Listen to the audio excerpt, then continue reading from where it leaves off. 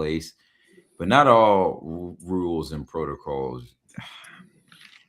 This is why I think the way I think about rules, because okay, yes, there should be a standard for the general public, but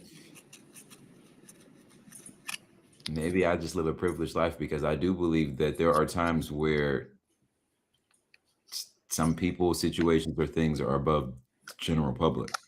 I agree, and I think like when I'm at work, I talk to directors in a way that no one else can talk to directors because I'm me and I can get away with stuff like that. I'm sorry. Like I asked one of our directors today, she did something wrong, and I was like, "Yo, what the fuck were you looking at?" All right, see, all right. I don't know if I'm talking about that. I think we have a little bit of time before HR is at your door asking you about that thing that you said. I am HR. Oh shit. Let me ask you something. All right. Let's just say you had a friend. Mm-hmm. This friend worked for a company where they give out like company phones and whatnot. Mm-hmm. Let's just say they had trouble with their company phone, so they called the carrier. Mm-hmm. They called the carrier to speak to the carrier about the issue with the phone. But they didn't call them on the work line. They called them on the personal line. Okay. Let's just say in this call,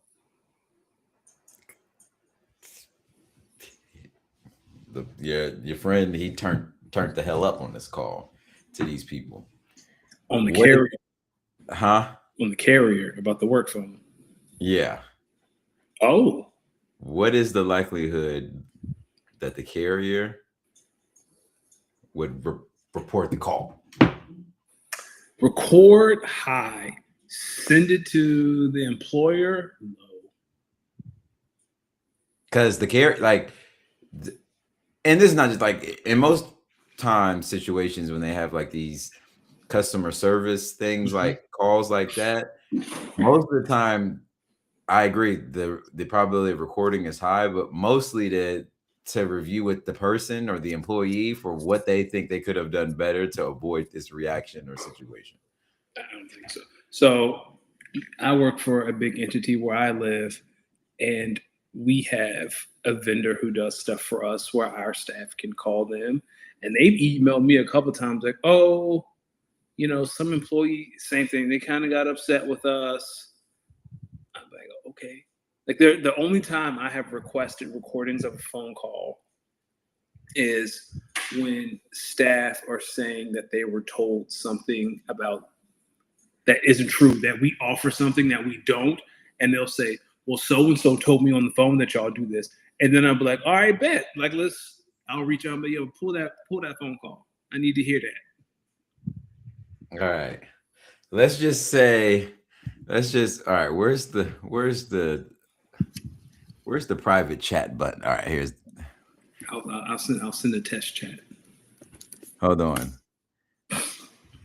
What if in this chat, check the private chat. What if in this private chat, the friend ended up ending the call with? Yeah, that might get. Yeah. Did your friend spell that out? Or nah, he ain't spell it. Yeah, he said the whole thing. Oh yeah, that might. And when did this happen?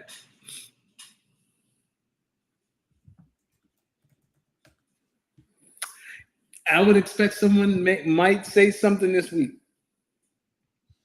If you don't hear nothing by next week, I would have thought I would have heard something by like, well, your friend, because not you. Well, yeah, I'm talking about like the friend. Like, wouldn't the friend have heard something by like today at least? Tomorrow? It depends. It depends. That's hilarious, though. I would say if you make it till Friday, tell your boy. If they make it till Friday, they're probably safe. Here's my thing, though. With this person / carrier, like with the carrier, right? They might be used to getting some bad. Yeah, that's what I'm saying. That might not even be the most egregious thing they heard that day. That's the thing. It's like I feel like they only get to like doing the reporting like when you start like violently threaten, like yo, I'm gonna Yeah, I'm gonna come X, Y, beat you. Yeah, yeah, yeah. Feels like if you just angry because what it was like you are trying to help fix something on an account that you're not the owner of. So the carrier is always like, well, you know, the owner of the account and XYZ, XYZ, and you're just sitting there like, yo, it's me. I'm person. I'm Duke. What are we talking about? I'm an Stop. authorized user. Like I'm the user. Like, what are we talking about? I don't know. You're right. Maybe Yeah, let's look that up. Let's if look that they haven't said anything by Friday, I think your friend is probably in the clear. up. Because again, I can't imagine some of the things our employees say to that third party when they have to call. And at the same time, like I'm thinking of, okay, so what if an employee did say that? What can we do to them? Nothing. Can't fire them. Why? That's well, where I work, it takes a lot to fire people. Maybe I work at a place similar. Like you need a lot of. I think that person will get a stern talking to, but I don't think. I mean, where I work, people have left a job in handcuffs and come back to work. So I'm sending you some info from a all right, let's see. Okay. Yeah, I think you're okay. mm-hmm. Did you hear that this call will be recorded for quality?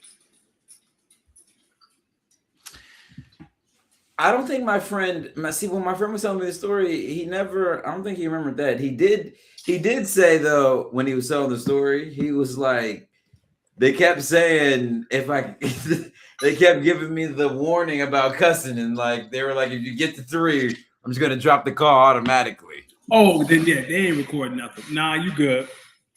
That sounds like your friend was talking to one of us. They were talking to Folk, and Folk was like, look, I don't get paid enough to someone talk to me like that. You fine. They're fine. It was like, look, here's my thing. I don't know about you HR people out there. Here's my thing, HR people.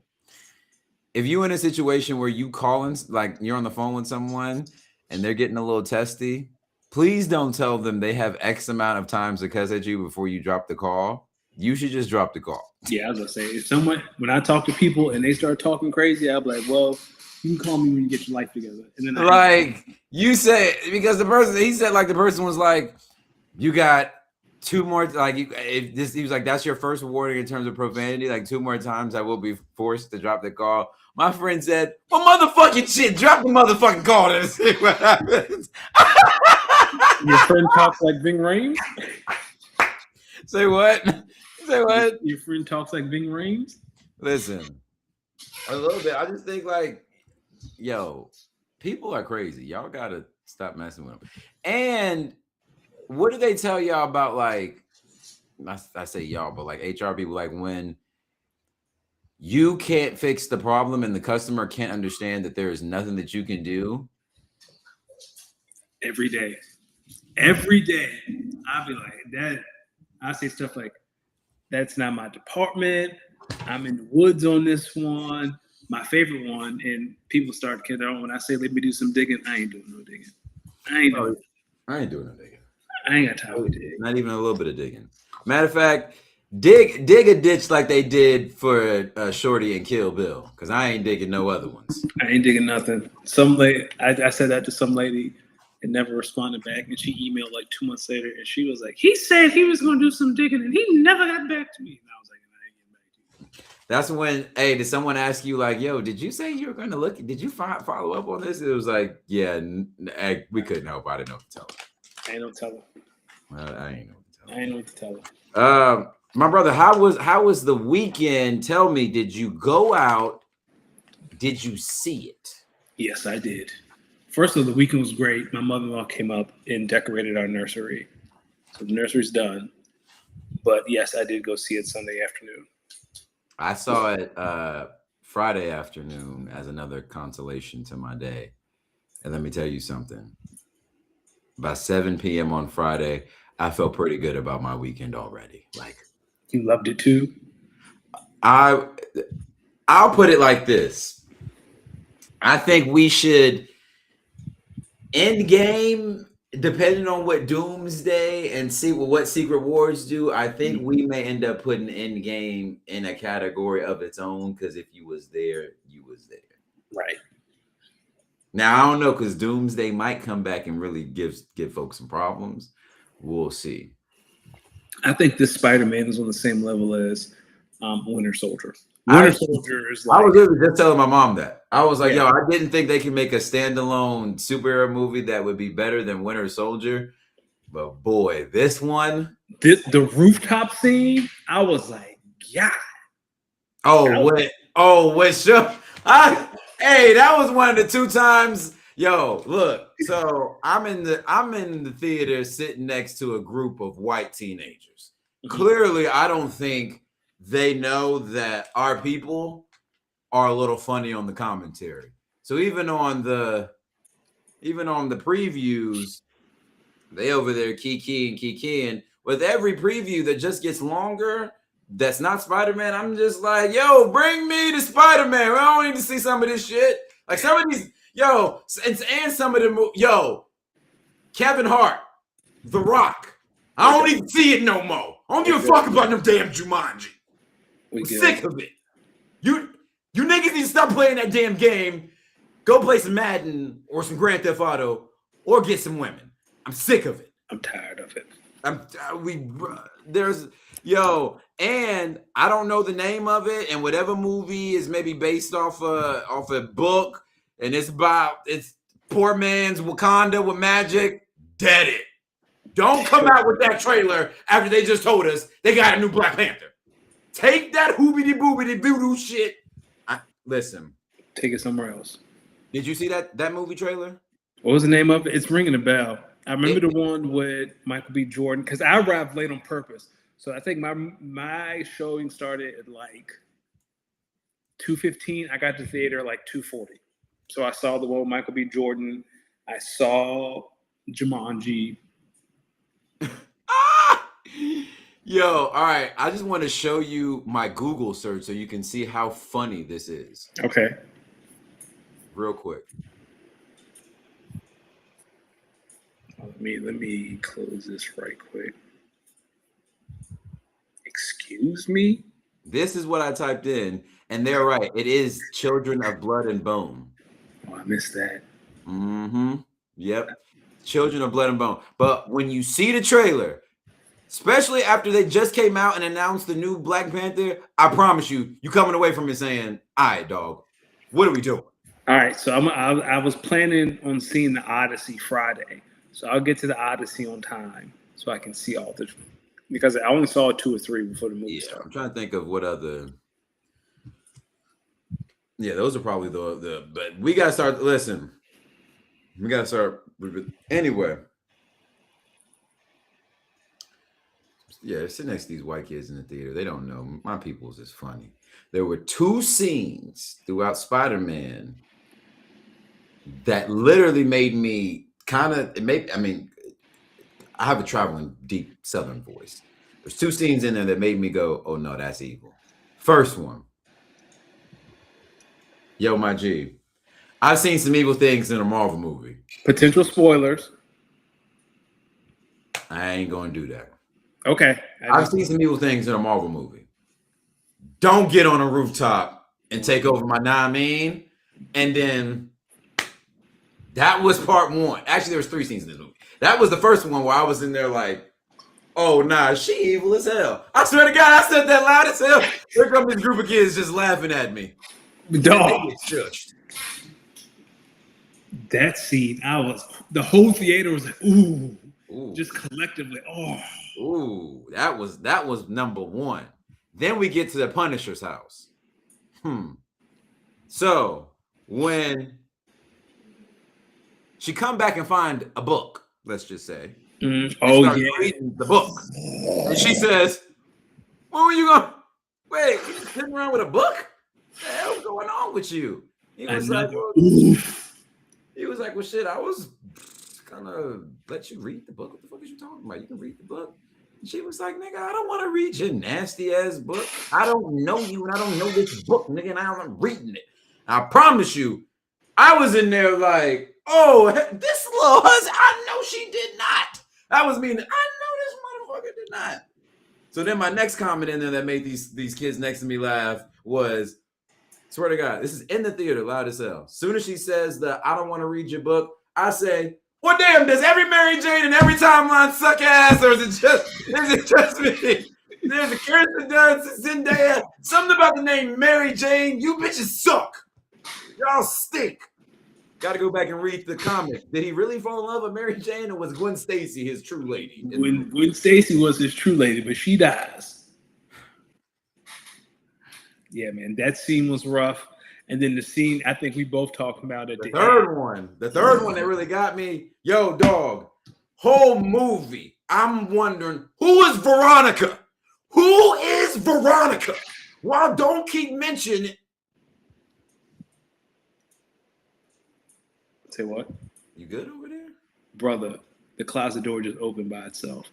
Oh, yeah, you got some spiritual voodoo going on over there. Who is Veronica? They kept talking about Veronica. Yeah. Who is Veronica? They kept at who? You know who Veronica is? Who's Veronica? I'm like, who the fuck is Veronica? Then she's sitting in the chair, look up, she see Veronica. All right, dog, listen. That's one of them scenes. As a bad guy, that's one of the few times. And listen, a good superhero movie will have you at some point saying, for the bad guy, you know what? I'm with you now. You have convinced me. Do what you need to do. I was like, when that happened, I was like, do what you gotta do. I look the other way, man. Listen, that was one of them ones. That was one of in the scene that preceded that. That boy. When that cameo. Oh yeah. In the bedroom. Just as good as Winter Soldier. Listen, it's one of them ones. Marvel bringing back that feeling, and they going for quality over quantity. There ain't gonna be even a lot of Marvel stuff between now. Well, obviously between now and Doomsday, and then between Doomsday and Secret Wars, which is letting me know Doomsday gonna be one of them ones that we get Daredevil season 3. Yeah, you'll get or Ant-Man maybe. Not Ant-Man. No, you're right. Daredevil. We get Daredevil season 3 next year. And I think that's it outside of Secret Wars. There's got to be one more thing we get. Maybe Black Panther comes out next. No, Black Panther comes out after Secret Wars. That's 27. No, I think you're right. I think Black Panther does come out before Secret War because it's 2026. Secret Wars is December. Oh, Spider-Man Beyond the Spider-Verse comes out in June of next year. That's what it is. That'll be good. Listen, are you ready to say that is a top 3 Marvel movie ever? Excluding Avengers movies, I would say Black Panther, Winter Soldier, and this. Well, here's the thing. I don't think you can exclude Avengers movies. I just think you have to go into it knowing that Endgame, it set the bar so high for. Honestly, I ain't gonna hold you. I'm definitely going to go see this new version of Endgame that come out. Yeah, because we get some extra scenes, right? Like we get a little extra juice. Yes, I'm definitely going to see the new version in game. I will say if you can accept that Infinity War and Endgame are just above the rest, and then you start your list, I think this new Spider-Man is 1 or 2, depending on where you put Winter Soldier. It's top 5 for me. I don't know if I can do because I got Endgame, Black That's what I'm saying. Like, all right, take Endgame and Infinity War and put them in a pantheon above. Okay, above. So we're doing and then start the real list because we're not gonna get. Listen, I just rewatched Infinity War like a week and a half ago, and I think I came here and said it. I was like, nah, dog. All you gotta do is rewatch it one time, and then you get that feeling back of the first time you watched it. Yeah. And it was like, oh yeah, nah, this is okay. And then I like the original Avengers movie. With Loki. Yeah. It's cool. Well, it's cool now because I feel like we've met villains greater than Loki, but in a vacuum of when it released, like it was dope. It was cool. I think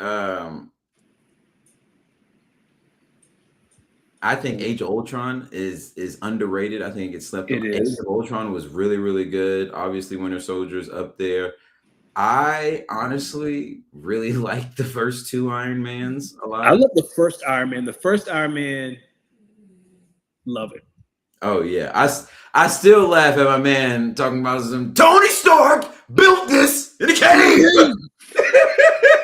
And hey, he's like, why can't y'all figure it out? He was a slave figuring it out in the cave. What are we talking about? Let's see. I don't know where people put Guardians of the Galaxy, but I think the first one especially was really, really good. Second one too. Second one was really, really good. Third one was too sad, and maybe I was in a bad frame of mind when the third one came out, so maybe I'll have to rewatch it. Yeah, they did my man Rocket kind of crazy in that. Dog, I lost my job that day, and I went to go see that movie. I was a wreck. I was like, dog, now I'm Rocket. That was from our old spot. Yeah, that was from our old spot. Yeah, like, they gave me a pink slip. What are they doing now? Glad I'm on the outside looking in. How about that? It's spooky over there.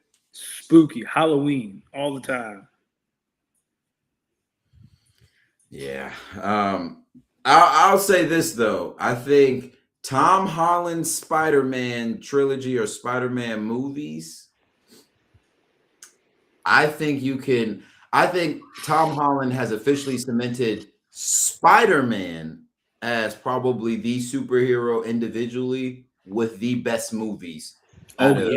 Marvel and DC. Before, for me, it was Batman because of the weight that Christopher Nolan Johns had. They were so good that it's like, all right, to be better than one of these, like to say Batman has, or to say Spider-Man has the best superhero movies, you gotta make some movies that are better than the Christopher Nolan Batmans, plus like some of the old ones that the old heads ain't going to. But I think Spider-Man with the Tom Holland movies, the Tobey movies, and then the Andrew movies. And Andrew's movies weren't that bad. They weren't bad. They just weren't as good as maybe the Tobeys and the Toms. But they were still good. Yeah. I tell people Spider-Man 2 was a great movie. Like Tobey's Spider-Man 2. Tobey's Spider-Man is severely underrated. The Venom 1-3 is but that 2 was good. That 2 is Green Goblin, right? 2 is Doc Ock. 1 is Green Goblin. Yeah, Doc Ock. You're right. That. Yeah. Yeah, it was a good time. What up, Bam? What up, Kyle? What up, everyone? Ladies and gentlemen, you already know when you see this Nas fade, it can only be one brother, the good brother, DJ Losty Mix, joined by the smoothest bald head on the East Coast, Mr. Danny Ocean. And welcome back to episode 231 of this 231. Yeah, just caught that too. Yeah, 231 of the Speak On It podcast. Danny, how we doing, my brother? Doing great. Like I said, nursery's done. Now we just wait. That boy got a nursery, boy. I saw the announcement. I saw that announcement online. I said, look at my boy. Look at my boy. Huh?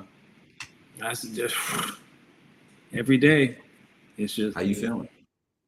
I feel fine. I am interested because I'm older. Like I am the same age my father was when he had me, and when my wife and I started this journey to have kids. I was like, dog, I'm not trying to be no old dad, and now I'm gonna be an old dad. So like I've been going to the gym. Like I've been trying to get into shape because I need some energy because I'm an old man compared to like most fathers. Like all my boys have children, and they're like 5, 4, and I'm gonna be 40 years old with a 3-year-old. That's gonna be like I already got bad knees, but it's gonna be fine. I've been working on strengthening my lower back, getting swole. I think for me, it's so interesting because my parents had me so young. Like Yeah, my dad was 19, my mom was 17. So that's how. So my wife's parents are really young too. Like they're like mid-50s, early. You know what I mean? Like maybe, yeah. But like my parents, like my dad is gonna be 75 in October. My mom's in her mid-late 60s. Like my parents are old. So I'm intrigued to see how that's going to unfold for me. yeah, I guess like I think I'll be thinking about that too. Like, yo, I'm 30 now. Like if I was to have a baby this year, I'll be damn near 50 by the time I'm gonna get up out of here. It's like Dog, I'm gonna be pushing 6. Like I remember I was 13, my dad turned 50, and I thought 50 was old. And I was like, damn, he about to die. all right. I'm dead, dog. I had You're making me realize, all right, before 35, I gotta try to pop one of these Johnsons out. I had a breakdown. I was like, oh my God, my dad is 50. He about to die. I ain't got much time left. All right. This next question might be crazy, but it's a real statement. And don't answer it for you. Answer it just like in general. Okay. What do you call it when you can see someone? When you see someone, you get to know someone a little bit. Not on like dating, just like on some cool shit. Mm-hmm. And then in the back of your mind, you're like, all the intangibles, I would definitely co-parent with this person. There's a chance we could breed an athlete. Is that wrong? Yes. Okay. When you start using words like breed, well, co-create. If the purpose of creating life is experimental, or how do I say this? See, and this is where I think it's because like, what if you don't want to get married, but you also know you probably should have a kid. So you identify someone you should have a kid with, but you don't know if you really want to marry them. You just want, you just want their genes. Yeah. Say that out loud to someone, and that'll give you an answer. I want to be with you for your genes. I want to bring someone into the world with you because I've identified your genes as one that is very special. How do you think that's going to go over? Well, I mean, is the person sensitive or like? How do you think that will go over? You walking down the street and you hear a man say that to a girl in passing. What you gonna say? What you gonna turn around and say to that man? I'm gonna have a good look at the dude. Yeah, I'm gonna have a good look at the dude because if he look like he got some money, that's the kind of thing that'll make you stop in your tracks. What did he just say? Nah, because if he a fly dude, I'm gonna watch the interaction because if he could get that off, all right, we might be on something. And then what if a woman said that to a man? I mean, they do. And what do we call them? They just act on it. What do we call them? Dodgers of Plan B. Pro-lifers. Pro-life. Just true. Yo, all right. And this is not trying to sound rude, but how many dudes you know when you see them and then you see and then you say, how? All right, I've known you for a while. I would not have expected this to be What Biggie say? I'm black, ugly, and I got a lazy eye. But now look at like an A$AP Rocky. Like A$AP Rocky, most women would say he's attractive. Imagine if A$AP Rocky get Susie from Harlem, Uptown. You know what I mean? She not. I mean, like, unless she. I mean, at the end of the day, it is her body, her choice. So whatever she want to do at that point, she can do. But I'll tell you what. If she came into this thing thinking, I kind of like him already. It's gonna take some convincing to make her breed. I'm just saying, man. I'm just. Listen. Mario Lopez is online posting AI glizzy videos, like glizzy eating videos. What type of bells is he saving with this? The AI gonna kill us. And it's I gonna think we are at what point in AI is it getting ridiculous? we already there. If I see another AI flyer, the thing about the AI flyers is the restaurant ones. Just post pictures of your food. Dog, like I saw a picture, an AI flyer for a man who has a watermelon stand. Like, dog, just cut open a watermelon and take a picture. Why is there AI watermelon on my screen? Just take a picture of the watermelon. Open one up. You just reminded me something. Yo, Facebook, don't. This is why I stay off that fucking app. Yo, I get on the Facebook app. I get on the Facebook app, and they are taking. They're like, they're suggesting me content of them taking my profile picture and AIing it up. My nigga, my. When I tell you, I almost deleted that app like instant. I almost deleted my entire profile. Why are y'all doing this? Why are you doing this? And the church is using AI. The restaurants using AI. All right, how the church using AI? You got to give me an example. Jesus didn't even have artificial intelligence. I will screenshot the church I went to as a kid. They're about to celebrate 161 years next year. So the church made an AI flyer trying to raise money for renovations. And I was like, okay. All right. Here's my first thought. 160 years. Add on the time that Jesus was on the cross, and this church has still been right here. Y'all can go 160 more. And it's not it. Like, secondly, I'm trying to sound respectful with this. You said 160 years? Yes, 61, I want to say. Okay. How many teachings in that book was needed over the course of 100? Like, yo, the book ain't even big enough for 1 to 2 teachings a week for over 160 years. Sometimes you got to spin the block on you got to spin the block on a lot of stuff in there. Yeah, and then, like, I've been to a couple funerals that have used AI for the programs. The truck got 1825 wheels on it. I'm just kind of imagining, like, yo, there's gonna be some point where at somebody's funeral there's gonna be some AI artwork of the dead person coming back to life, and that's gonna be the artwork. It's gonna that's when I'm coming back to life with the hey, like, I love y'all, and I promise you on everything I love. Like, I'm not sitting through this. I'm not doing it no more. I'm already towards the tail end of my tolerance with some of this shit. Y'all keep it. If I go to a funeral and they put on the AI video of that person saying goodbye, I might set that shit on fire. Like, I might set the whole building on fire. We all leaving this earth. Yeah. You just reminded me of that Facebook shit. Like, I got on Facebook not long ago and I saw my profile picture doing that some weird stuff. I was literally like, yeah, I'm not getting back on this app. Like, this is ridiculous. It's ridiculous. Like, I might pull out a pistol and start shooting. It might be an active shooter. See, and that's the type of stuff you say on them calls at AT&T. Somebody's getting recording that. All right, yo, my friend during that call, so they kept trying to, like, send a one-time passcode, but, like, his phone wasn't getting service.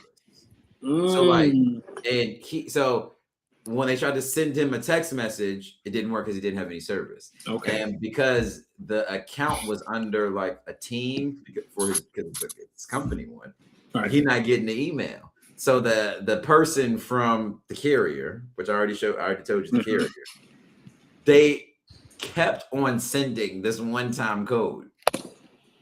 So when you're bringing service, the phone was bzz, bzz, bzz. No, the friend doesn't have service.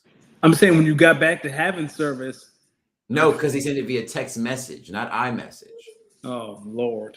So it was basically like, the friend, he just wasn't getting none of these communications. So he kept wanting the person to understand that. So in that way, that would make them be like, okay, let's figure something out, because it's clear you're the authorized user. Let's just figure out a way to circumvent this. Right. So we can help you get up out of here faster. They kept talking. My friend said they kept talking about some protocol. My friend said at one point, he said, all right, read the email on file. So they started reading the email on file. He said, all right, well, say my name.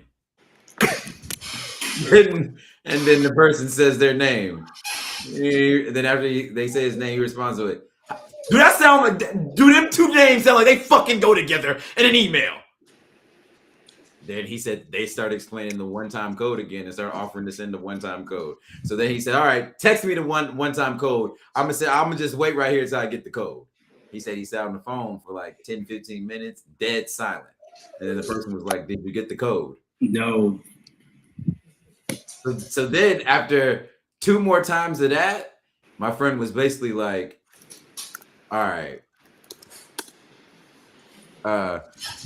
My friend was basically like, yo, I don't know if like you slow or like you're maybe a little mentally challenged, or if I should really be offended by this negligence that you own right now.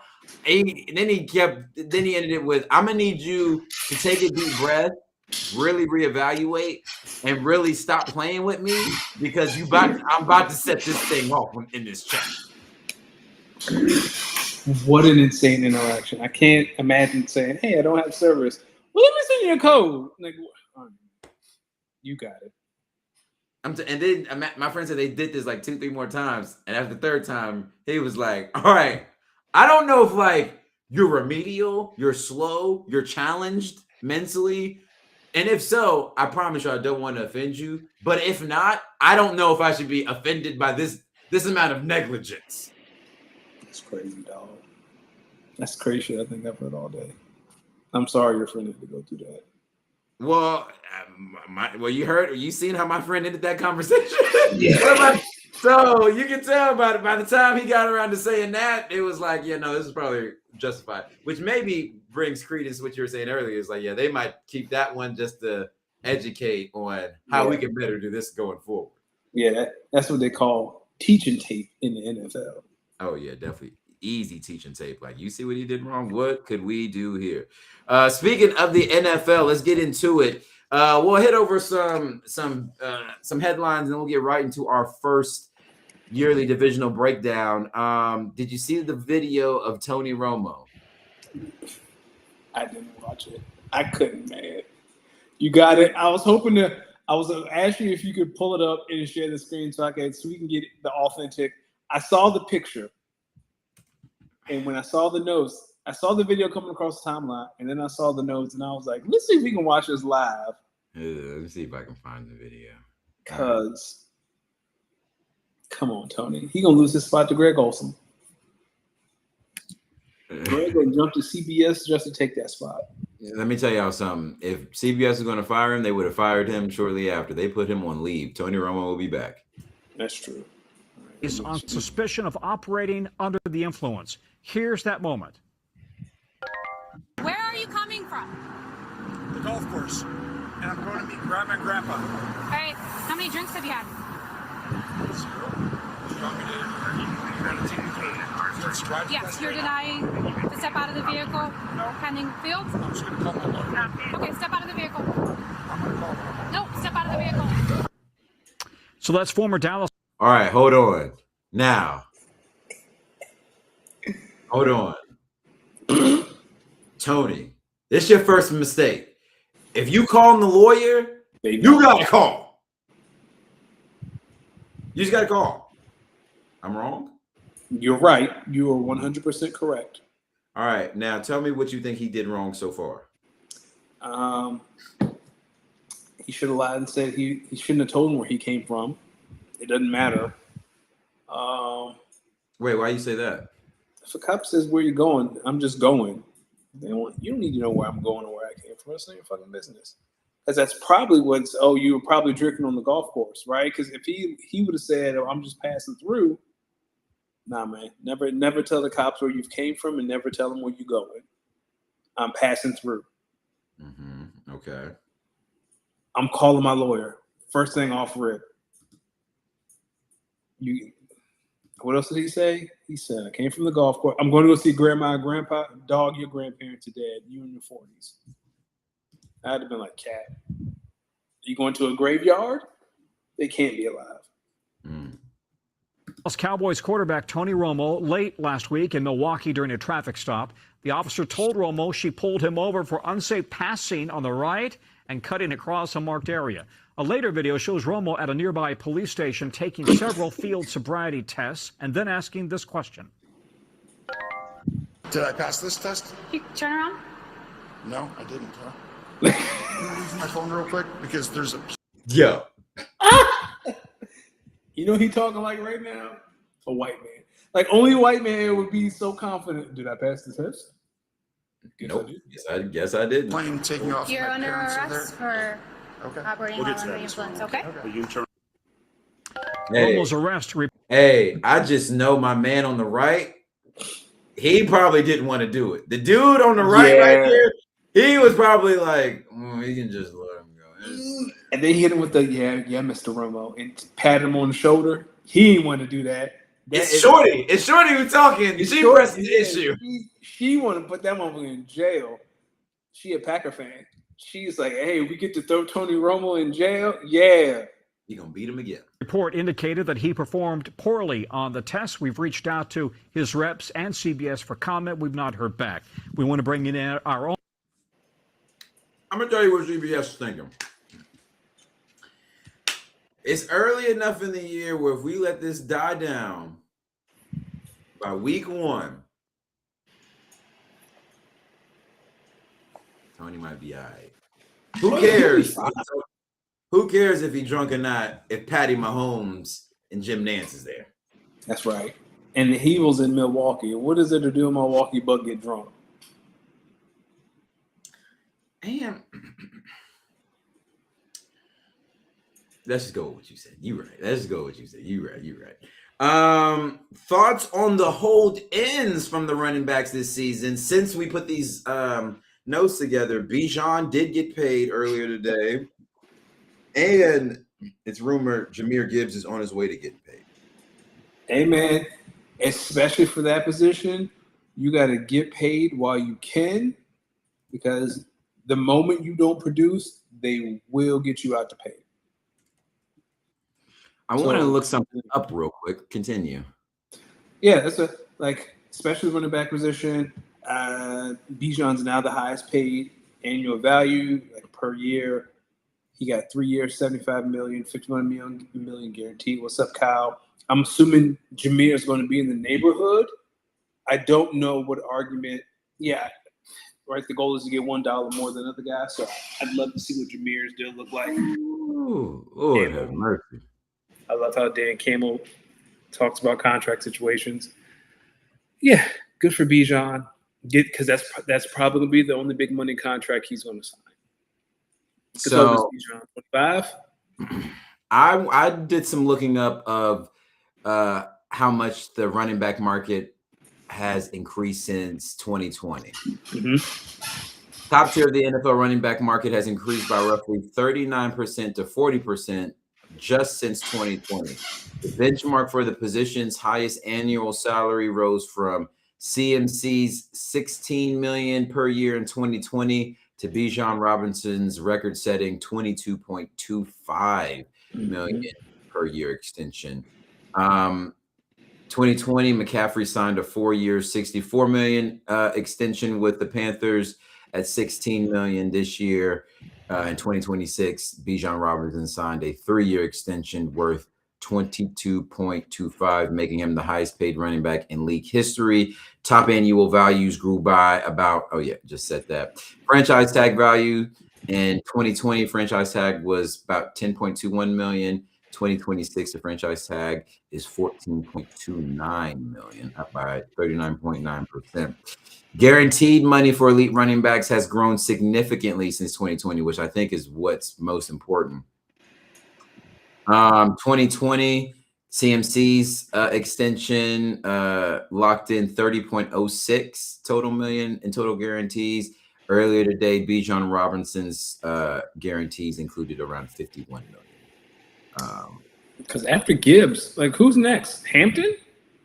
Like there aren't a lot of running backs in the league that would demand this kind of money. Well, Gibbs, Jonathan Taylor might be up for something. Yeah, Jonathan Taylor. Don't know if Devon a chain has gotten. He paid. signed last year, I think. He's like the 4th highest paid running back in the league. Okay. Yeah, there's really, like you said, Jonathan is Taylor, Gibbs. Who else? Let's look. I'm about to do it right now. Doing some research. Top 10 highest paid running backs ranked by their average annual value.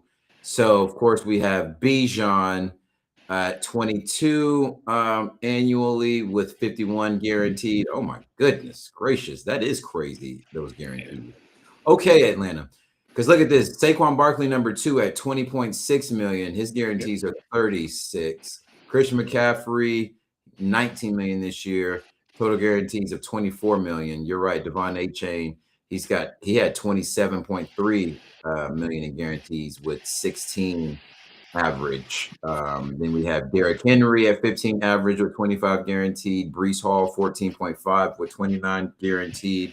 Jonathan Taylor, 14 with 26.5 guaranteed. Kenneth Walker, 14.35 with 28.7 guaranteed. Not Jonathan Taylor. Jeremiah Love already in the top 10 in terms of running backs paid. Believe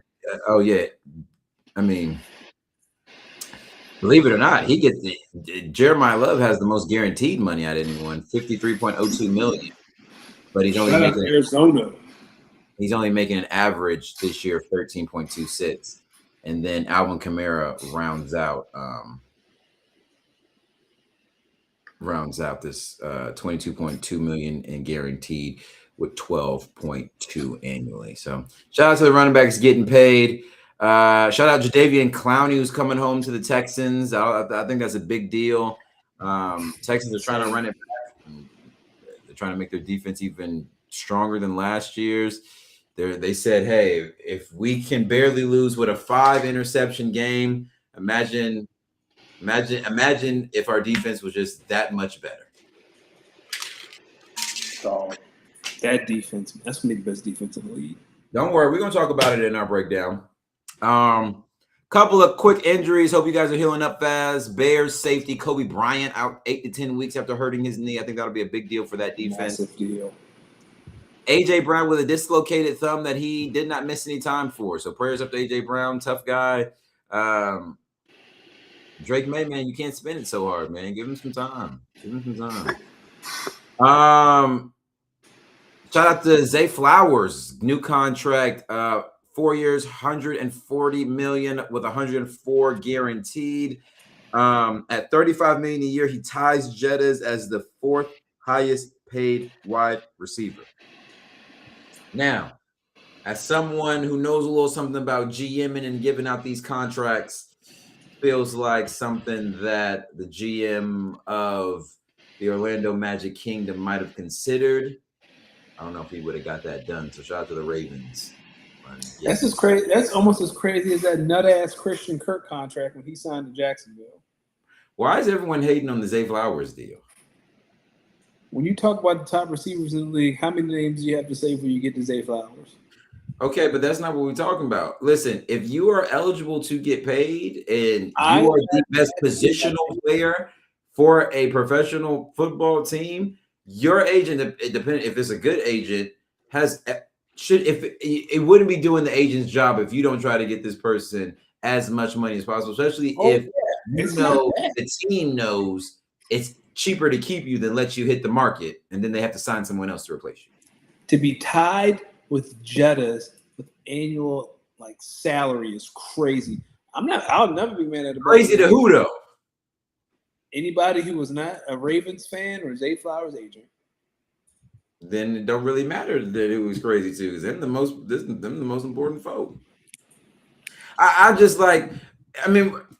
the Christian Kirk deal, I guess what I'm just starting to realize is all right, we just It is what it is with this type of shit, man. Like, Oh yeah, the price is the price. the price is the price, and with every year, there's more money coming into the league, and these players are just going to get paid more. So that's just we gotta.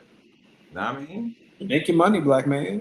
make your money, black man. Here's maybe not on the same level of making your money, but Sean Payton trying to bring Taysom Hill to the Broncos. Danny, there's no way Taysom Hill can keep getting away with this, can he? Look like he can. What did we just say about Zay Flowers? Hey man, all it takes is one person to believe in you and want to pay you. Yeah, but that ain't the type of belief I need. Shit, I do. So I need someone to believe in me the way Sean believed in Taysom. Maybe I need someone to gas me up. Limitless opportunity. Yo, Taysom Hill, he not too far away from being able to get like health coverage for life. Oh, yeah, he should already be there for real. He been in the league since Tim Tebow. Really? They came in together? No, it just feels like it. When did Taysom Hill? Let's see when Taysom Hill came in the league. Yeah, he's 35. Oh, damn. He might. By the way, Travis Etienne and Josh Jacobs barely missed that top 10 list. Okay. They're barely like they're basically kind of right near tied with Alvin Kamara. Let me ask you something, just kind of going back to running backs real quick. Do you see a world where an explosion of running back salaries happens? Absolutely. Like, It just needs to be the right group of running backs. yeah. I think once we get I think Bijan's a good example of it. I think if we get a few more Bijans, the Bijan-esque, like players that legitimately Who are special. who like do everything for a team offensively and defensively. I mean, offensively, it's like, all right, well, eventually we're just gonna have to pay this guy. Like, I think Devon A-Chain, he's just smaller, but he's a good example of it. Yeah. I don't know. These running backs, as running backs get more involved in the passing game, and there's, like I think the days of like Derrick Henry is a dying breed. Like a running back who was just a running back. Yeah, I don't know though, because Derrick Henry, look, if you get him on a screen, it's over. Yeah, I mean he's one of one, but that's the mold, like the Jamal Lewis, the Derrick Henry, the what's my man from the Steelers? Jerome Bettis, like those kind of guys. Like now running backs need to be able to not only run, pass pro, catch, like they need to be more integrated. The CMCs, the Saquon. you got to basically be able to run routes. Yeah, you got to be a receiver. So here we are, my brother. Year number, I don't know, but every year we do this yearly divisional breakdown. And every year I get everything wrong. So whatever I say, bet on the opposite. Like you always win this by a mile. And it'll be like week 11. It's like, all right, this shit is a wrap. Every year I get this wrong. Yeah, well, hey, judging by how SummerSlam went, I might be pretty wrong myself. So for this, we're doing it a little different this year. We're going to do each team's record. We're going to call out our division winners and the wild card team if we have more than one team making it from this division.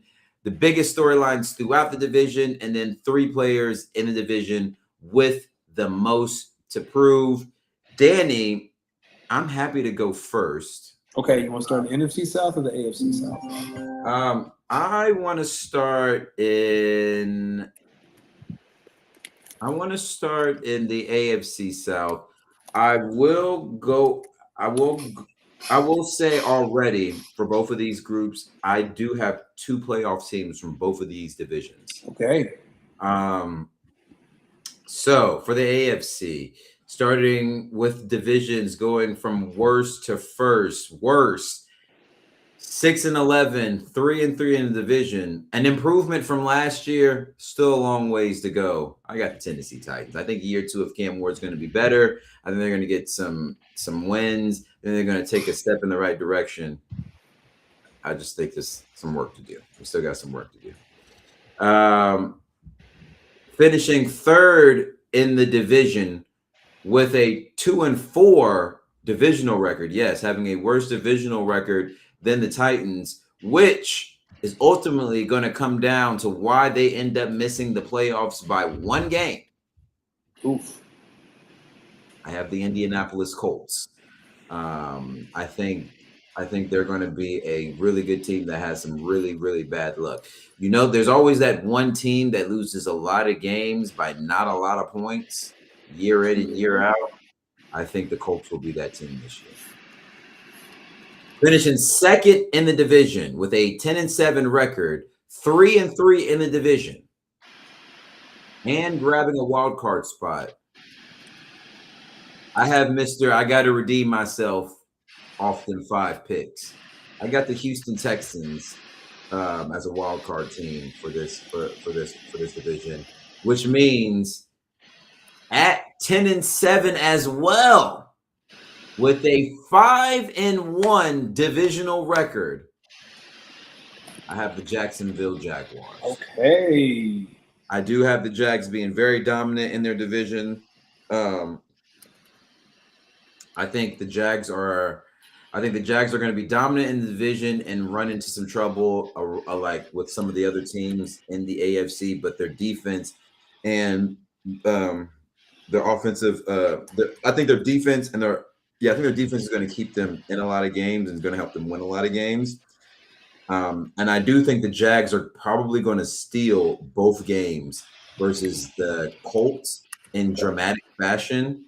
I think they're going to dominate the Titans, and I think they are going to split with the Texans on some weird shit. But I do think I do have the Texans and the Jags having the exact same overall record, but I do see the Jags winning off the tiebreaker. My biggest storylines, actually, Danny, tell me your records. Let's do that. Okay, let's do that. So at 4-12, 1-5 in the division. You mean 4-13? They play 17 games. Right, 4-13. Jesus, I promise I can count. 4-13, 1-5 in the division. I got the Titans. Again, I think they're going to look better. I just don't think they're a good team. I think the game is going to be closer. I just don't think they're a good team. 4 wins for a professional football team is hilarious. It is. At 8-9 and 4-2 in the division, I got the Jags. I am not a believer. I got to see it. If I'm wrong, I'm just not a believer in the Jags. Travis Hunter's coming back. I know that's one of my storylines. Wait, didn't the Jags beat the Bills last year? No, the Bills came back to beat them. The Bills ended up losing to the Broncos off the ship. You're right. Yeah. At 9-8, 3-3 in the division, and the 7 seed, I got the Colts. I think the Colts, Daniel Jones seems to be healthy. I think they're going to have a rough start to the season as he, gets fully healthy. And then I wouldn't be shocked if they went on the kind of run they went on last year before he got hurt. So you think they're going to start the season how they ended it, and then end the season how they started last year? Yeah, I think when we get to December, we're going to be talking about the Colts being the hottest team in the NFL, or one of the hottest teams in the NFL. You don't want record aside, you don't want to play the Colts. They've won 6 out of 7, something like that. They beating up on. All right, go ahead. And then my division winner, 14-3, 4-2, and the 1 seed in the AFC, the Houston Texans. All right, you are smart. All right, whatever this disclaimer was at the beginning of it, double down in that. Are you kidding me? Listen, ladies and gentlemen, there is no way my good brother Danny believes that the Houston Texans will win 14 games this year. I don't even. Maybe that's why God froze him real quick, because that's ridiculous. Or maybe I'm the frozen one. It's crazy, ridiculous, spooky, hilarious. What are we talking about? What are we talking about? All right. While I wait for Danny to come back, I don't know. Maybe I'm the frozen one. Either way, let me keep talking. Listen, I think when we talk about storylines within the so it was you. Yeah, it was me. Yeah, it was so crazy that the Wi-Fi dropped. Yeah. Listen. The Texans ain't winning 14 games, boss man. You don't think so? No, hell no. I think the Texans are going to have the best defense in the NFL, and it's not going to be close. Okay, but here's the thing. I think what have they done offensively or changes offensively do you think they made that you would be confident in their ability to score points? Here's the thing. I don't think they're going to need to score a lot of points. Like, I think the bar for that offense is, can you get me 24? You might get away with 17 or 21. They can do that. And like Kyle said, if CJ is fully recovered, we don't, and they signed David Montgomery. Like, I'm all in on the Texans. Will they win the Super Bowl? Find out. But here's my thing, man. That boy looked rough in that playoff game. He did. He looked like crap. No, crap. Saying crap would be almost disrespectful to like shit. And it would be disrespectful to the Future song as well. Hey, man, if I'm wrong, which I probably am, I'll own that. I just think 14 wins is aggressive. I have the Texans in the playoffs as well, but I got them I have them and the Jags tied at 10-7. Okay. So, I would scale back then. I can say this Texans team can get 11 wins. Oh yeah. Their defense will give them 5. So I'm just high on the Texans. Like they're my dark horse. Darling. Yeah, not even a dark horse. They're my darling for the year. Talk to me about your biggest storylines for the AFC South. The AFC, this Texans defense in year 2, Cam Ward. I'm going to harp on this Texans defense. Again, I think they're going to be the best defense in the league.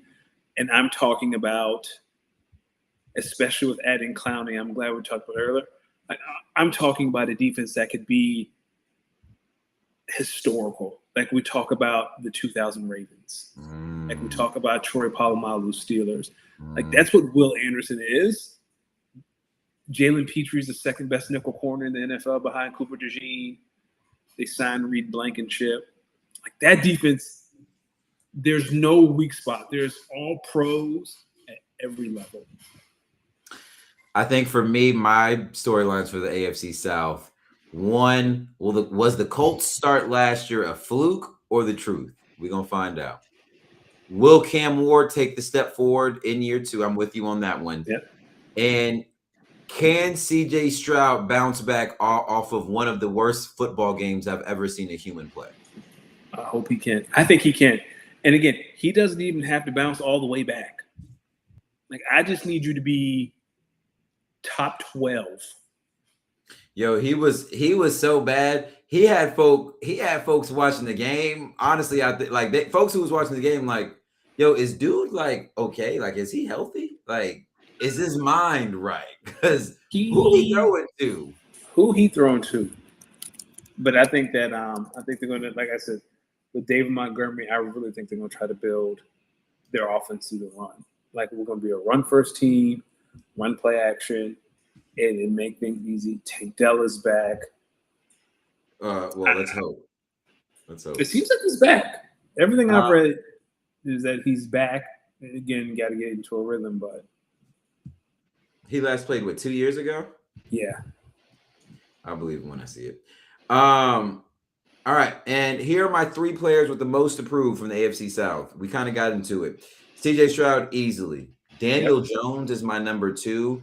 My number 3 is actually a combo duo of Trevor Lawrence and Liam Cohen. I think that duo will have a lot to prove, especially with how the end of that playoff game against the Bills ended up going last year. So we'll see. For me, it is Carnell Tate as a rookie. There's a lot of pressure put on him as a first receiver drafted to help turn. He's in with Ohio State. Travis Hunter. Jacksonville spent a premium pick on Travis Hunter. He got hurt. They're talking about he can play DB and receiver. I saw some videos of him. Looks like he's bulked up. I think he's going to focus on receiver, right? Something like that. Yeah, like he just needs to focus on one side of the ball. And then Trevor Lawrence. We'll talk about it when we get to Justin Herbert. Hey, man, you got to do something in January. You got to do – I don't think he's going to make it to January. But if you do, you got to do something in January, man. Okay, talk to me about your NFC South. Hold on. Oh, yeah, talk to me about your NFC South records. So this is the worst division in football. It has been the worst division in football for the last 5 years. Would you agree? Maybe since the Falcons went to the Super Bowl? I think between the AFC South and the NFC South, they've juggled with who could be worse than the other. So for me, at 4-13, 2-4 in the division, I got the Saints. They're in salary cap hell. They've done some things. They signed Chris Olave to an extension. They signed Jordan Tyson. I just got to see it, man. I will not. The Saints will be in the gutter until the Saints tell me that they're not. Show me they're not a gutter franchise. This one might be a little shocking. Hold on a second. I can't read my own writing. Hold on. Shit. Yeah. At 5-12, 2-4 in the division, the Tampa Bay Buccaneers. All right, now niggas is talking crazy. Hey, Tampa Bay, Vita Vea has asked for a trade. They refused to sign Baker Mayfield to a deal. Things in Tampa are not going well. I think it's just signs of things to come. Bad juju all around the Tampa Bay. At 6-11, 4-2 in the division, Carolina Panthers. And then at 9-8. Hey, yo, dog, if you about to hit me with, if you about to start this off with the Atlanta Falcons, what the fucking niggas talking about? What? At 9-8, I'm falling for it again. At 9-8 and 4-2 in the 4 seed, the only team, and this is why I say do not listen to me, because you're right. I fall for the Atlanta Falcons every year because on paper, this shouldn't be close. On paper, the Falcons should have this wrapped up by week 10. Oh, but we all know is that the Falcons are going to take this to week 17. Yeah, no, this division is going to take it to week 17. So I'm falling for them again. Falcons at 9-8, 4-2 division record is too kind. It's probably going to be like 2-4. But the vibes are great in Atlanta. They extended Drake London this offseason. They extended Bijan Robinson. I know Jalen Walker is feared to have torn his ACL today. I'm still going to go with the Falcons. Listen, that was okay. Let me just give mine. So at 4-13, with a 1-5 divisional record, they ain't marching in last year, and the Saints ain't marching in this year. Okay, it's gonna be another rough year. Kellen Moore, God bless you. At 7-10, with a 3-3 divisional record, I do have the Tampa Bay Buccaneers. Okay, I see this getting worse before it gets better in Tampa. The first wild card team, or a wild card team in the NFC, 10-7, 4-2 in the division, with the 2 losses coming on the road. No, with the 2 losses coming at home after they had the lead versus the road team, I have the Atlanta Falcons at 10. Okay. Yours is probably a more accurate description of what's going to happen in it. Atlanta's going to start out like 2-3-0. They're going to lose 1 or 2, and then the real Atlanta Falcons will show up. Well, they'll be on again, off again up until week 17. And then that means at 11-6, 5-1 in the division, likely with I'm going to give them the 3 seed, maybe. Okay. I like the Carolina Panthers. That's probably more accurate of what's going to happen.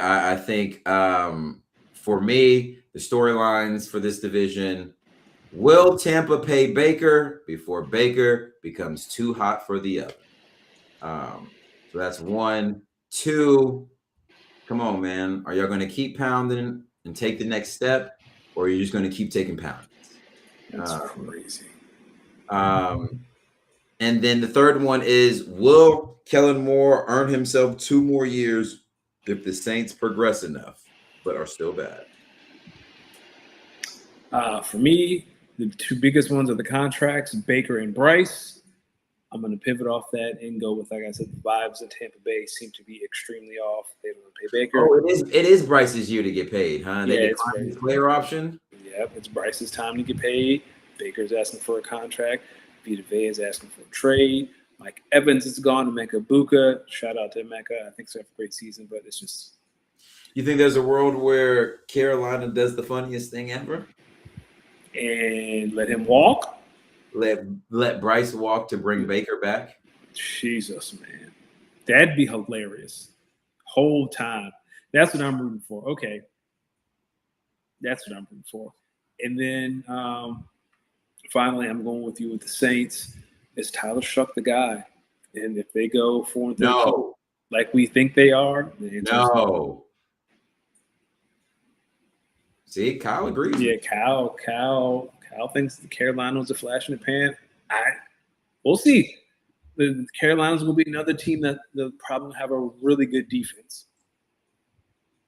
But this is a bad division. It is. I'm saying a good to above average to good defense in this division is enough to win that division. I see what you're saying. Like, I think the division is so bad that you got to think of who is the best of the worst here, and I still think it's the Panthers. Yeah. Okay, that's a good point. What about players with the most approved in the NFC South for you? For me, it's the 2 Bs, Baker and Bryce. Yep. And then everyone that sits in the QB room for the Atlanta Falcons. I would add, the only person I would add is Jalen Phillips. He signed that massive extension with Carolina to be their starting D-end. He's had some injury issues. He was great in Philadelphia. I hated to see him go, but he's going to be the centerpiece of what I believe is going to be. He's having injury issues already in Carolina? No, I'm saying he had injury issues in Miami. And then in Philly, he stayed healthy, and then he signed that massive deal in Carolina. I think that Carolina defense could be top 7. So he's going to be the centerpiece of that, but he's going to have to play a ton of snaps. All right. Well, we'll be back, ladies and gentlemen, next week to go over the NFC West and the AFC West. Let's wrap up hoops real quick, and then we'll finish with SummerSlam fast. Spurs pay Wemby, and he gets a signature shoe.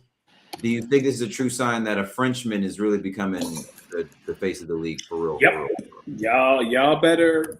He became the face of the league and went to the finals. Mm-hmm. Your Mavs pay Najee Marshall. Thoughts on that as a Mavs fan? I like it. You want to pay good players. Najee's a great ball handler, and I think it's a great way to prepare for life after Kyrie this year, or if the team sucks and they trade Kyrie to a contender. KD compared LeBron joining the Sixers to him joining the Warriors. Is KD smoking, or do he got a point? He has gas. He's just trying to be controversial. He said because they had a multiple 20-point per game scores, so did the Warriors. He is missing so much context, and he knows that. Mm-hmm. LeBron didn't just kick the Sixers. I mean, the Sixers just didn't throw LeBron out the paint in the playoffs. Let's shift over to the W. The Sparks traded Kelsey Plum to Minnesota. I feel like she just signed with the Sparks last year. Why would they do that? Yeah. So the thing about it is, Plum got traded to Phoenix, but she's on a 1-year deal. So there's a world. So Phoenix traded their 27 first and I think a 28 second. The 27 class is loaded, and that Phoenix 27 pick, I think they're either 4 or 6 games out of the 8th spot. So there's a chance that first round pick could be, Juju For the Sparks. Yeah, for the Sparks. It could be Madison Booker. Wait, they got a first round pick for Kelsey Plum? They got a first round pick for Kelsey Plum. So you made that, and Kelsey said after the trade, I am still going to go through the free agency process this summer or this offseason. So it's not like they traded for her and signed her to an extension. So there's a world where Minnesota's basically like, all right. Phoenix. She's in Phoenix. Phoenix traded her.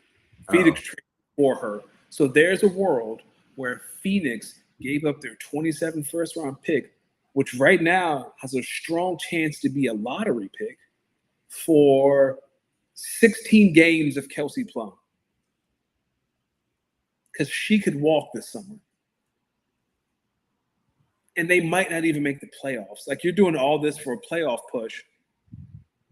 Kelsey Plum led the league in scoring before she got hurt. Great addition. But does she turn you into a championship contender? Do you think she was leading the league in scoring before she got hurt? Yes, she was leading before she got hurt. Kelsey Plum led the league in scoring. That Sparks organization is cursed, man. Say what? How's Cameron Sparks doing? Cameron Brinks doing? I mean, she's fine. Like, she hooping? She's doing okay. Like, all things considered, she's doing okay. Mm-hmm. What are your thoughts on the Indiana Fever and how they've been hooping lately?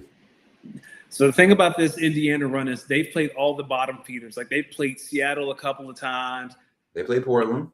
They played Portland. I mean, Portland's not in the playoff picture right now. Like, they played a bunch of like teams. they're at 10, 9, 8, 11 section. Yeah, but the only top 8 get in. They've been playing like Connecticut and Seattle, and then throw in Portland once or twice. They played Minnesota Sunday and lost. Yeah, they played Minnesota. Like, Kelsey Mitchell had 37, and they still lost. So I don't know, man. I think a lot of offense, not a lot of defense from when I watched them. Yeah, I think they're fugazi. Whenever Caitlin's on the floor, they're still like it's very simple. Find her and attack her, and that's all teams are doing. Mm-hmm. The Tempo land Anissa Morrow in trade with Connecticut. How big is that? I like it. The Tempo are a year away. They're a good team. I think they're a star away. Like, Brittany Sykes and Marina Mabry are good. Anissa Morrow's great front court depth, but you're still.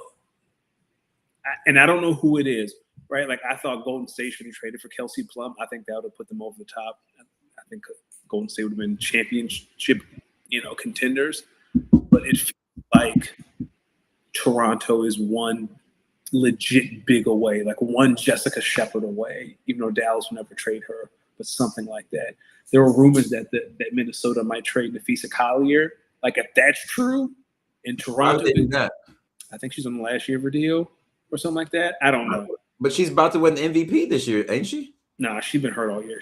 I think this is her 5th game back or something like that. Olivia Miles might win MVP as a rookie, but yeah, like Kyle said, Temple started strong, but after Brittany Sykes went down, they're one big away. They're one big away. All right, hold on. Now stop what we're talking about here. How you gonna say they one big away? They got one less win than the Fire, and you said the Fire they out of here. Well, but that's because Brittany Sykes went down. Like, look at their record before Brittany Sykes went down. Like, they were hooping. They lost 6 in a row. Hooping. The Fire have lost 5 in a row. So what are we talking about? I'm with Kyle. Kyle watches him, but Kyle knows what that team looked like when Brittany Sykes was there. They're one legit big away. Yeah, well, the Aces still sit top. Damn, Golden State, the Valkyrie like that? Dog, Golden State best story in the league outside of Olivia Miles.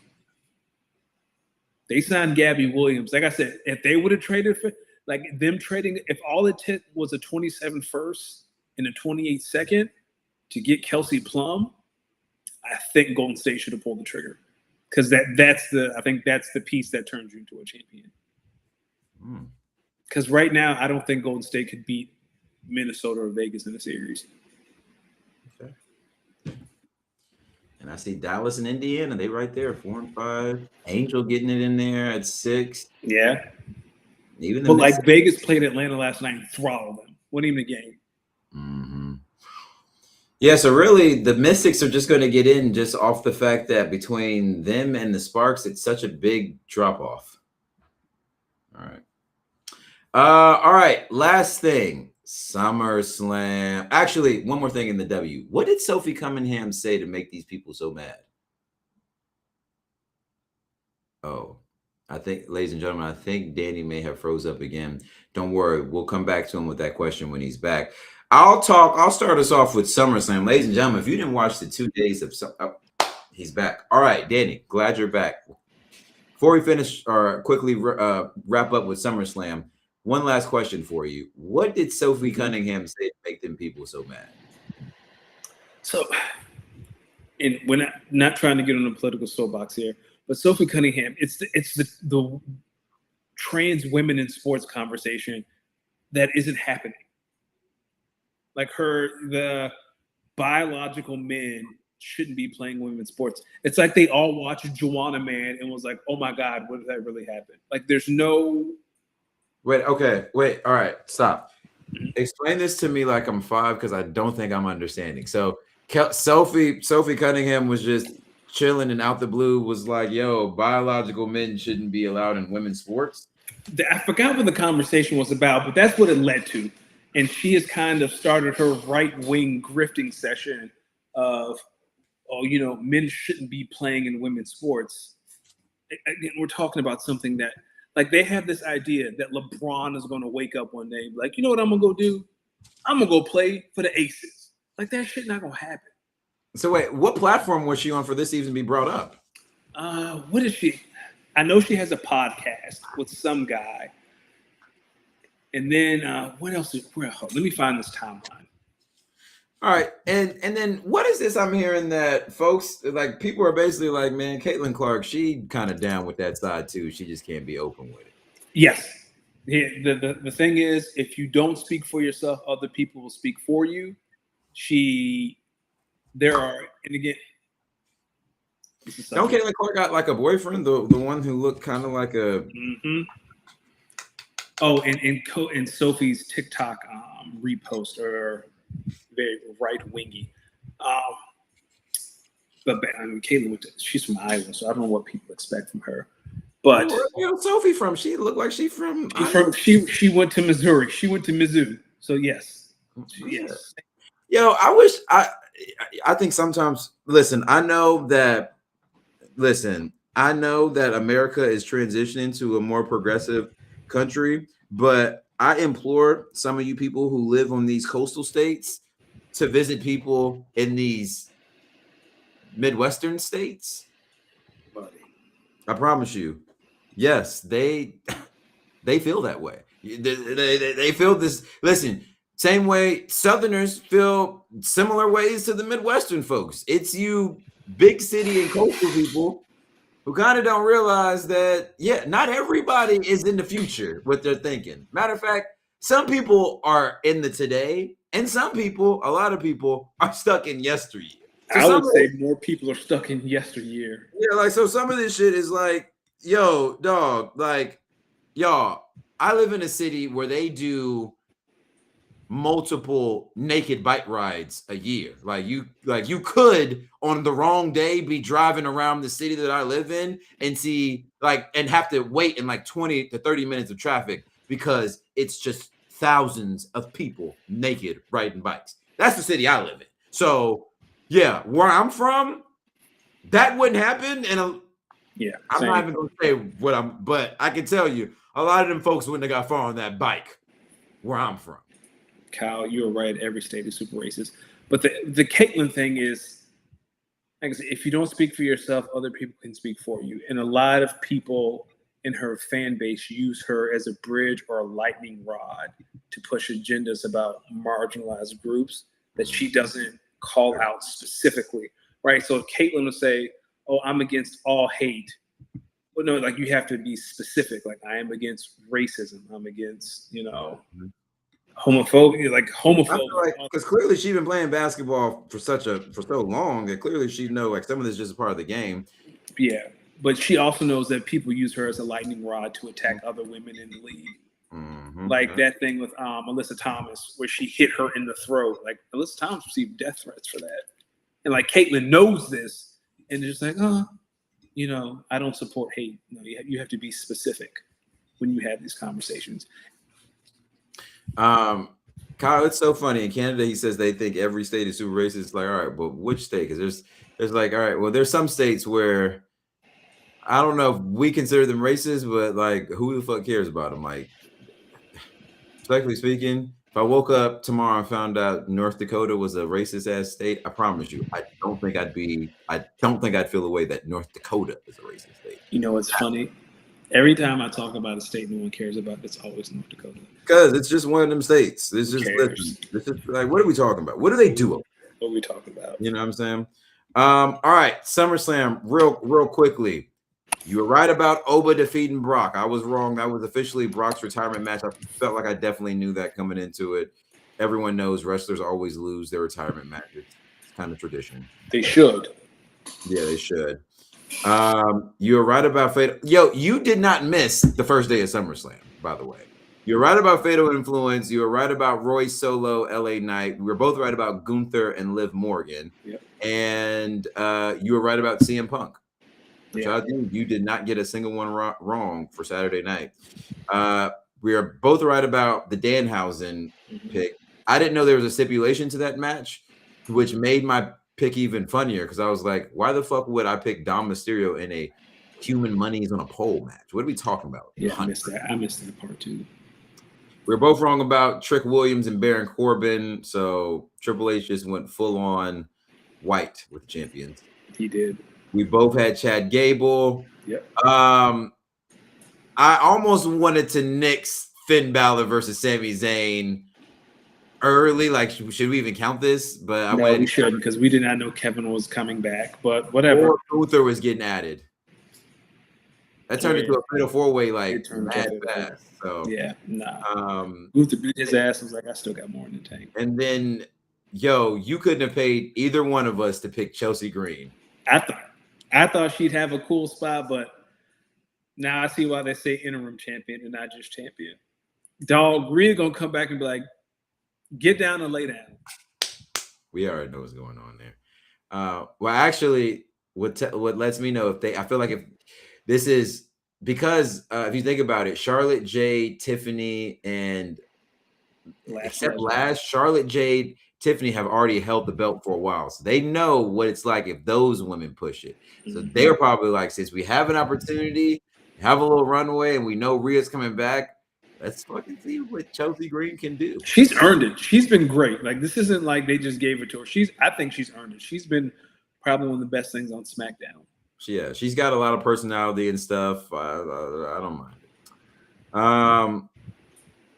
Man. Well, the only one that matters, we got right. Oh yeah. Forgot about that one. The last match of the evening, Roman versus Seth, the OTC. We was right. 31's up. This might be honestly one of my worst picking events of the year. Hopefully, it's not an omen for what to come. Before we get out of here, ladies and gentlemen, I do want everyone to know I do have one more spot available in our redraft league. The All Money in Redraft League has one more spot. Join us. Jason Peter good, right? Oh yeah, my boy Law, he hit me yesterday and was like, yo, with the way I don't be paying attention in the group, I should just give up my spot and give it to someone who would probably be more receptive. Come on. This out of all the leagues that I'm in, that one low-key my favorite. And this will be the year I finally win the All Money in Redraft League as well as the All Money in Dynasty League. So, hey man, I'm excited for the RSO League. I'm excited for that one. Yeah, gotta fill this last spot in the Dynasty League. We're trying. So if anyone out there hears this and is interested, hit me when you hear this. Either DM me on Instagram or on SoundCloud or whatever at DJ Los D Mix. That is DJ LOSDEEMIX. Or hit me on Sleeper at Los D Mix. Danny, let the good people know where they can find you, my brother. Speak on the underscore pod. Cal said he might be interested in joining. You can find us here every Tuesday, 7:30-ish. Yeah, man. Cal, the league is fun. Like I thoroughly enjoyed the redraft league. Kyle, we do have an iMessage group chat, though. I don't know if that's going to be tricky for your. It's a lot of fun, especially when D starts sending out the weekly reports. Well, here's the thing, though. Since we moved this thing over to Sleeper, You ain't got to do that no more. I don't have to technically do it anymore. And every week we'll get an updated. Well, basically in that report that they send, you'll be able to see where you are in the points tracker. Yeah, it'll send everything that you sent. But you also gave us like Matchups of the week. matches of the week. That honestly might be what I keep going. Matchups of the week and stuff like that. But we almost to that time. We almost at that time of the year. And I'm getting close. I'm working on setting up Sleeper has like Sleeper Safe now for people to pay their dues. So I'm excited about that, my boy. Like, I'm just excited to get back into see Kyle. I knew for some reason I always knew Kyle was a non-Apple user, but You just confirmed it. yeah, just kind of confirmed it, my boy. There's nothing wrong with that. I also have. How about this? I have a 14-team Superflex PPR tight end premium league that my friend is commissioning that I joined. First time I'm ever going to join a 14-team league. I can tell you right now, as someone who's in a 12-team dynasty league, I promise you, I might be extremely, extremely locked in for this draft. Yeah, you're gonna have to be. Like, here's the thing: a 12-team league is one thing. I don't even know how to even really prep for a 14-team league. Like, I bet you Kyle knows how. Yeah, I feel like if you don't get like an end pick here, actually, I don't know if I'd want like pick 1 or 14. Like, I might rather be in the middle and just take best positional value each time. Yeah, that's what I would say. But, all right. Well, ladies and gentlemen, you could have been anywhere in the world, but you were here with us, and we greatly, greatly appreciate it. I'm trying to find a song real quick. Kyle says you want your QBs early in a 14-team league. All right. So if your first pick ain't a QB, if your first 2 picks ain't a QB, what are we talking about? Is what Kyle was saying. All right, Kyle, I like that.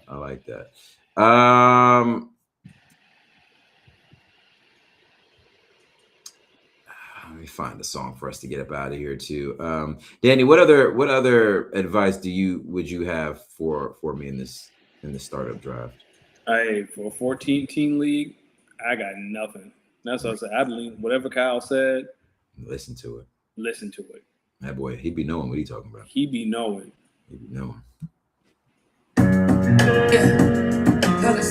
Ladies and gentlemen,